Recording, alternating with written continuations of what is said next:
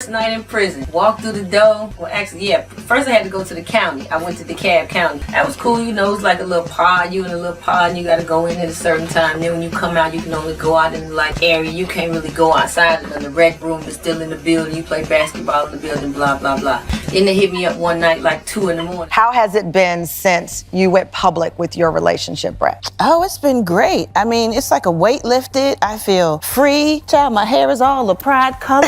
Since the 1990s, Brat, whose true name is Shante Harris Dupart, has gained notoriety. After making her breakthrough in the male-dominated hip-hop industry with her distinctive style and powerful lyricism, she had a big impact on the genre. Her first album, Funk Daffy Die, became the first solo female rapper's record to go platinum. The album's title track, Funk Daffy, was a huge hit, combining powerful rhythms with ethereal melodies that became emblematic of Brat's sound. Her 1996 follow-up album, Anutha Tantrum, further solidified her place in the hip-hop business with singles like Sittin' on Top of the World. During this period, Brat also gained notoriety for her collaborations with other well-known artists. One of her most popular duets was performed during Ladies' Night. It featured Lil' Kim, Missy Elliott, and Left Eye, and became a summer anthem in 1997.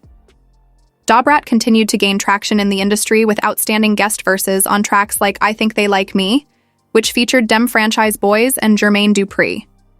She maintained her fierce and unapologetic demeanor throughout her career, earning a loyal fan base that celebrated her groundbreaking achievements in the industry. The Atlanta rap queen became the first solo female rapper to reach platinum status with her hit song Funk Daffy. But her career has been just as turbulent as her personal life. From arrests to bizarre rumors, Brat's name has been in the headlines frequently in the hip-hop scene. When we speak about scandals, we don't mean the usual celebrity drama. No drama, ma'am. We're talking about assault charges, guilty pleas, and jail time. Brat was charged with assault after she got into a fight at a Halloween party at the Studio 72 nightclub outside of Atlanta on October 31st, 2007.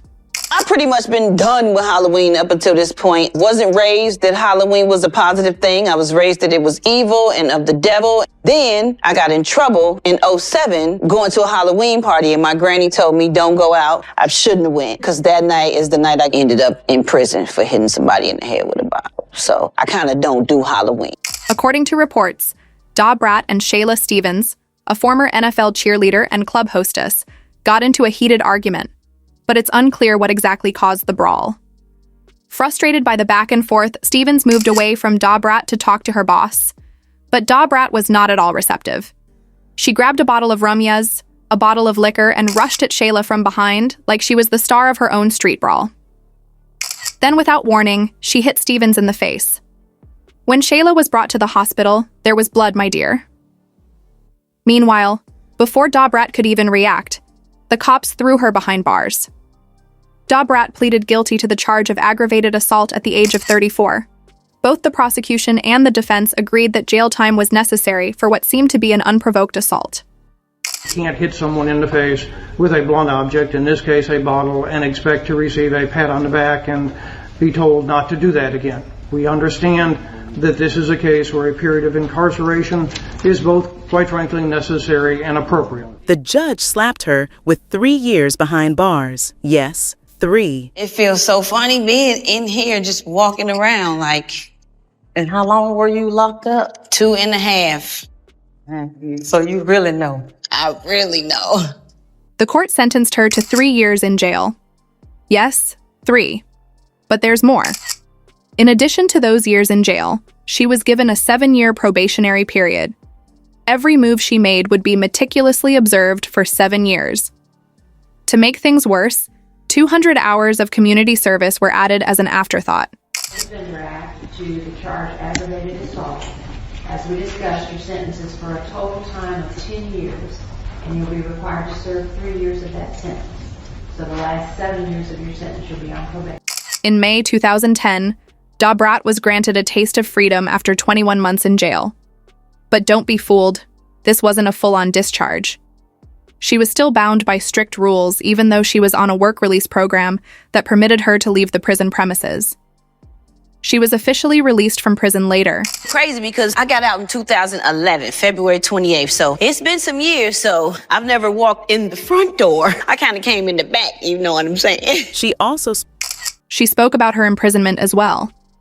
She said that since she was the IT girl, every inmate wanted a piece of Brat. Everybody wanted to make my bed and fix my clothes and fold them how they're supposed to be and show me everything. So, everybody was real helpful. It was all good. I got to do what I got to do. However, Shayla Stevens, who was now irrevocably harmed, was seeking recompense. In 2014, she took legal action against Brat.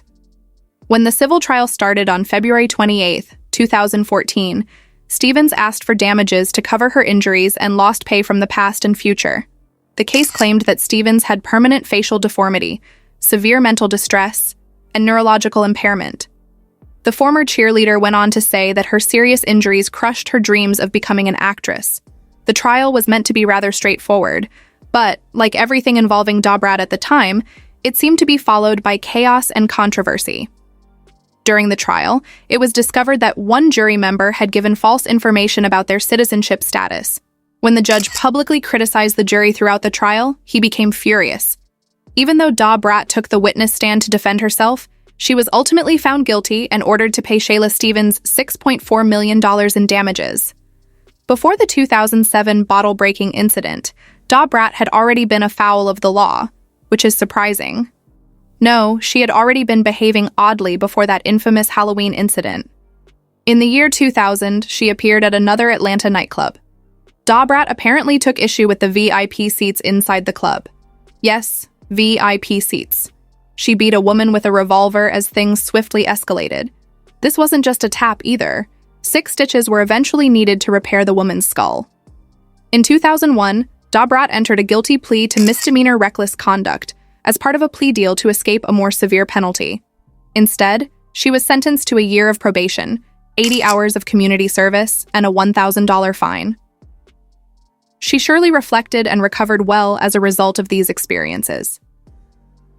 While incarcerated, Brat continued to focus on introspection and composed music. When she was released from jail in 2011, she had a new outlook on life and her career.